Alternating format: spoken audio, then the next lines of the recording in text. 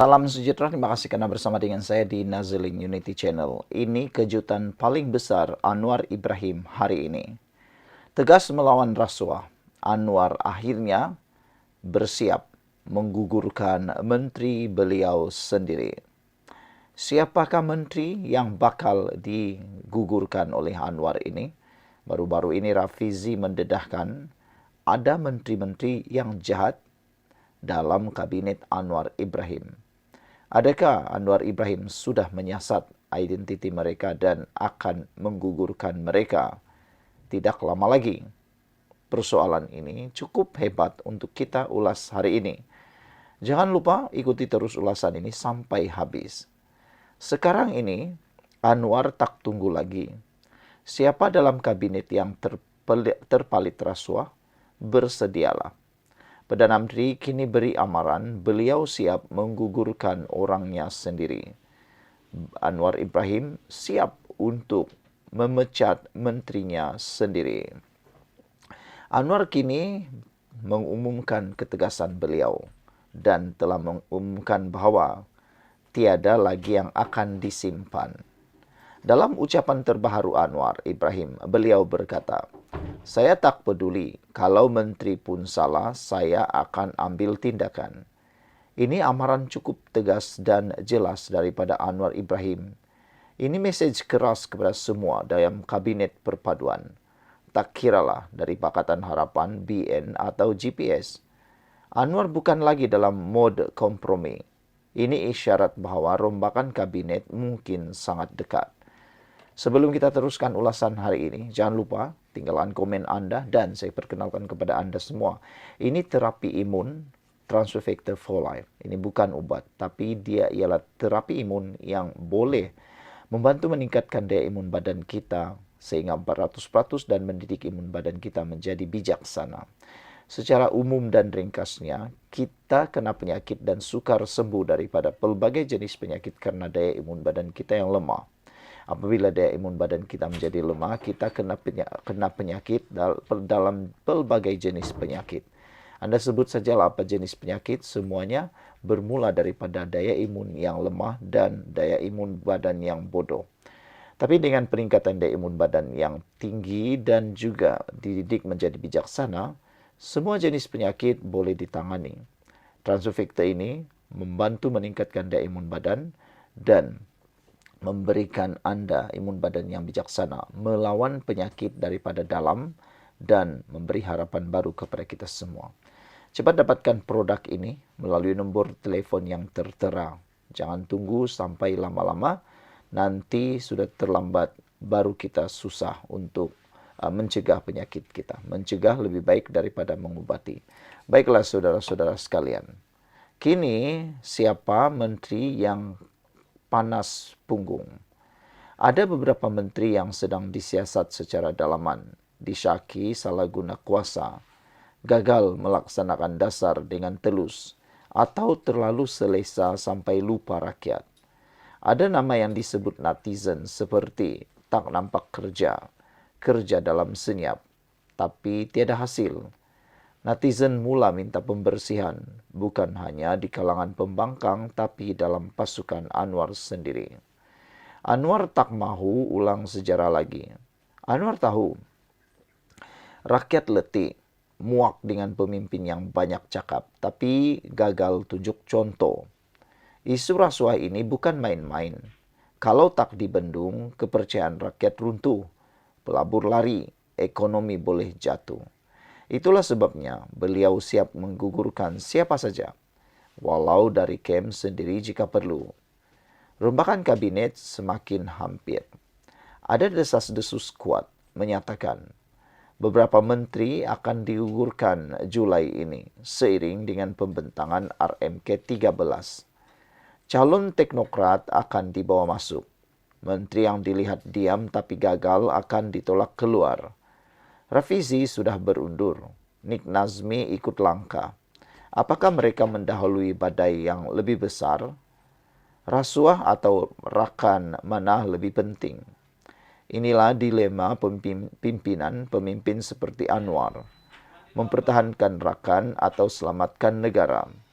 Tapi kali ini Anwar pilih negara. Kita tak boleh kompromi lagi. Malaysia perlu bangkit dari budaya lama.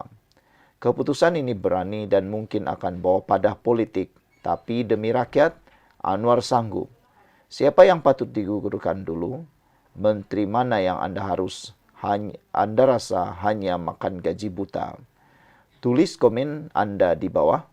Jangan lupa tekan like, subscribe, dan kongsi video ini kalau Anda setuju Anwar perlu bersihkan kabinet segera.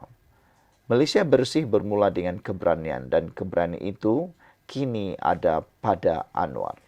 Sekian untuk kali ini, jangan lupa tinggalkan komen Anda. Salam sejahtera, terima kasih karena bersama dengan saya di Nazilin Unity Channel. Akhirnya, Anwar bersuara. Siapa bakal tumbang dalam kabinet? Wow, ini satu pendedahan yang luar biasa untuk kita ketahui. Akhirnya, Anwar bersuara. Isyarat diberikan. Rasuah, sabotaj dan hianat bakal dihukum dari dalam. Tapi persoalannya, siapa yang bakal tumbang dalam kabinet? Ikuti terus ulasan ini supaya Anda ketahui dan kita sama-sama ulas siapa yang bakal tumbang dalam kabinet ini. Anwar tak akan bertolak ansur lagi. Baru-baru ini, Perdana Menteri Anwar dengan nada tegas berkata, "Saya akan buat kerja saya, dengan atau tanpa sokongan." Dalam konteks ini, jelas mesejnya. Tiada lagi kompromi daripada Anwar terhadap menteri atau pihak dalam kerajaan yang tidak sehaluan dengan reformasi. Anwar sedang memberi isyarat jelas bahawa pembersihan sedang berjalan bukan hanya terhadap pembangkang, tapi juga orang-orang dalam kerajaan sendiri. Saudara-saudara sekalian, inilah langkah yang ditunggu-tunggu oleh rakyat Malaysia. Kekuatan kerajaan sebenar yang berani dan lantang. Ada satu kabar angin bertiup kencang. Beberapa nama dalam kabinet kini tidak aktif, tidak efektif, dan ada yang disyaki terlibat rasuah. Rafizi sudah letak jawatan. Nik Nazmi ikut serta. Ini bukan kebetulan, tapi permulaan kepada rombakan dalaman. Sebelum kita teruskan ulasan ini, jangan lupa saya nak perkenalkan kepada Anda, ini Transfer Factor for Life. Ini bukan ubat. Ini ialah terapi imun meningkatkan daya imun badan kita. Secara ringkasnya, kita kena penyakit dan tak sembuh-sembuh daripada penyakit kerana imun badan kita yang lemah atau imun badan kita yang bodoh. Dengan peningkatan daya imun badan, kita jadi sembuh daripada semua jenis penyakit. Kita kena penyakit kena imun badan yang lemah. Contoh banyak penyakit yang disebabkan imun badan yang lemah seperti kanser, 3 serangkai, tinggi darah, kolesterol, sakit lutut, gout, macam-macam lah. Sakit dada, sakit macam-macam. Hampir semua penyakit yang ada disebabkan oleh daya imun badan yang lemah. Dan dengan peningkatan daya imun badan yang kuat, kita akan melawan penyakit daripada dalam. Jadi, siapa yang berminat untuk mendapatkan terapi imun ini, dapatkan melalui nombor telefon yang tertera. Jangan tunggu lama-lama, jangan sampai sudah terlambat baru Anda mencarinya. Satu dunia sedang menggunakan terapi imun ini untuk memulihkan badan kini yang semakin lemah. Saudara, kabar angin juga menyatakan bahawa kabinet kini, beberapa nama dalam kabinet kini yang tidak aktif, tidak efektif, dan ada yang disyaki terlibat rasuah, bakal disingkir. Rafizi sudah letak jawatan. Nik Nazmi pun sudah letak jawatan. Ini bukan kebetulan, tapi permulaan kepada rombakan dalaman. Antara nama yang sedang hangat dipersoalkan ialah menteri yang jarang turun padang, menteri yang dilihat terlalu rapat dengan elit lama, menteri yang ditolak akar umbi sendiri. Kesan kepada perpaduan, kabinet perpaduan. Anwar sedang memimpin kerajaan campuran antara PH, BN dan GPS. Tapi bukan semua dalam gabungan ini sehaluan.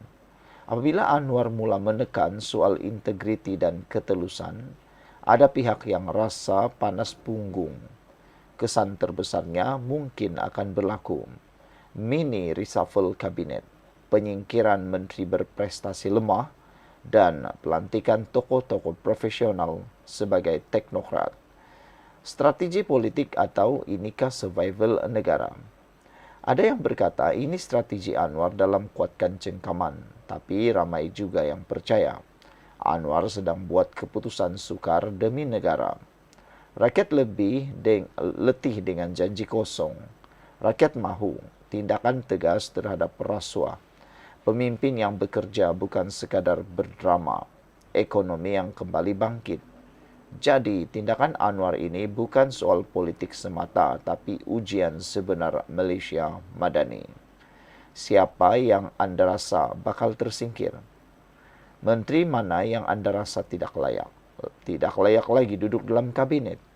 Sila tinggalkan komen Anda dalam video ini. Jika kamu suka dengan isu ini, sila tekan butang subscribe dan share video ini. Kalau Anda setuju Malaysia perlukan pemimpin yang bersih, tegas dan berani. Malaysia Madani bermula dengan keberanian. Adakah ini langkah berani Anwar atau permulaan kepada perpecahan baru? Sekian untuk kali ini. Jangan lupa tinggalkan komen Anda.